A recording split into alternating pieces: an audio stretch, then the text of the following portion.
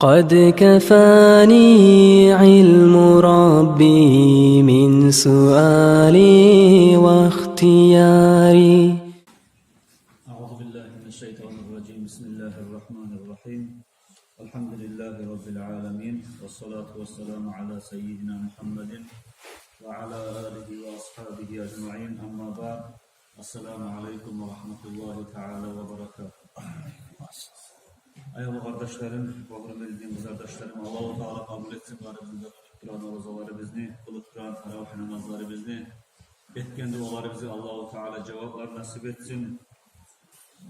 Kardeşler, bizge kabullu suyunç, bu Ramazan ayı, teravih namazlara ciyilmaklık, suyunç olmayı olamı, hani biz masjitlere teravih namazlara ciyile bizim aramızda Allah'ın seyli malayiklara tura, namazları kıla turup, bizimle birçe safhalarda ile turup. Allah-u Teala'nın Hazreti Kudüs diye beytelen bir yeri vardır beyt toplarda. Onun içinde malayikler vardır. Ozdanı sanavı bir Allah'tan gayrı bile o da bilmeyen, sanavı bilen şöyle çok malayikler vardır de beytelen. Şu malayikler Ramazan ayını birinci geçesi olan zamanla Allah-u Teala'ga tilap izni alıp, yerini yüzündeki halk cihilip, taravih namazlar kılınagan, masjidlaga cihiladır şu malayikler. Peygamber aleyhissalatu vesselam ayta, şu malayikler kim natiyse, yadamsa kim şu malayikler natiyse, şu adam talaylı boladır, dağa talaysızlık, karavullanmaygan uydadır. Bizim aramızda elhamdülillah şu taravih namaz kılagan zamanla, şu taravih namazga cihilagan zaman, masjidin içi tolup malayikleri boladır kardeşler, şeksiz bir. Şu malayikler ozukta bizim aramızda ere tura, bizimle birçe safhalarda toktay, bizimle birçe namaz kıla, bizge inşallah şu malayikler tiyar, şu malayiklerle biz tiyarız inşallah, şolaylıkta biz kopulu darajaga, talaylıkta yetişiriz kardeşler. Bu taravih namazlarının aralarında okuyan tasbihler var kardeşlerim. Subhanallah ile ve etüli tasbihler. Şolanın seyirlerinden de bir eksiltme aytayım, bari bize bir şey ciyilip aru, şoları okuyan kuyla. Peygamber aleyhissalatu vesselam uyahnusu Cüvayriyet harisine kızı bu eskeri bu Peygamberin ahulları barda Müslümanların anası da bizim anamız radıyallahu anha Cüvayriyet ayta annen Nebiye sallallahu aleyhi ve sellem haraca min indiha bukratan hine sallas subha ve hiye fi masjidiha. Bu Cüvayriyet radıyallahu anha erken namazda kılıp namazlarında oturup duragan zamanla namazdan sonra Peygamber aleyhissalatu vesselam girdi de bayta kuyuya bakıp gelip beni de görüp kaytarıp çıkıp gitti de bayta.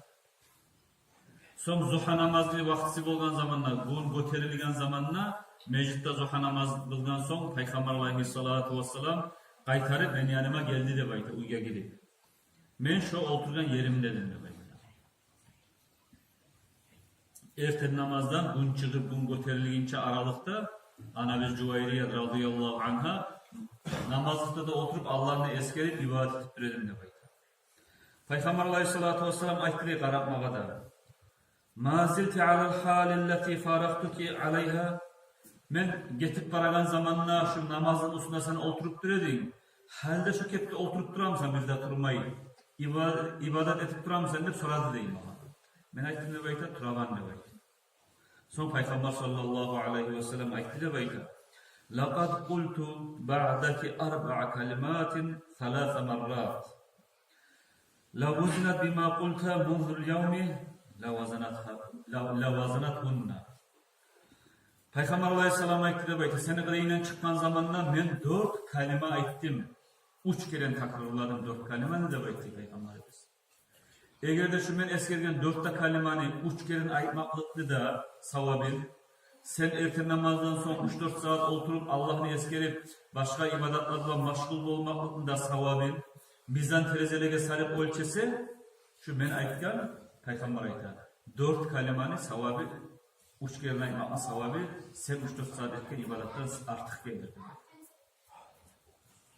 Peygamber aleyhissalatu vesselam aytti de bayta Subhanallahi ve bihamdihi adada halqihi ve rida nefsihi ve zinata arşihi ve midada kalimat. Buna şu kalimalarını 4 kalima Subhanallahi ve bihamdihi adada halqihi ve rıda'a nefsihi ve zinata arşihi ve midada kalimati. Dört tıklaca yani uç gelin aytsa cüveyiyet kaydı Peygamber Aleyhisselam. Sen erken namazdan sonra oturup gün çıkıp 3-4 saat etken ibadetten artıktır. Tinç kelimeler elhamdülillah. Her tarafların arasında SS'de şunu biz de okuyoruz. Uç gelin. Subhanallahi velhamdülillahi ve bihamdihi de koşamına. Subhanallahi ve bihamdihi adada halqihi ve rıda'a nefsihi ve zinata arşihi ve midada kalimat. Erten namazdan sonra şunu uç gelin aytmaga 1 minutumuzda gelir. Şu etken uç gelen şunu takrarlamak 3-4 saat etken ibadetten artık salar. Nege diyorsa bunların çok terim manaları var. Men Allah'ın teyisi sıfatlardan tazalap öğreteme, Allah-u Teala'ya maktavlarda etmek bulan bir çağ, Allah yaratkan mahlukatın sana uçağı maktavlar eteme, tasbihler eteme. Allah yaratkan mahlukat azza, insan, cin, hayvanlar, kosümlükler, canvar, deniz içindeki balıklar, kokteki yıldızlar, var da Allah'ın mahlukatı.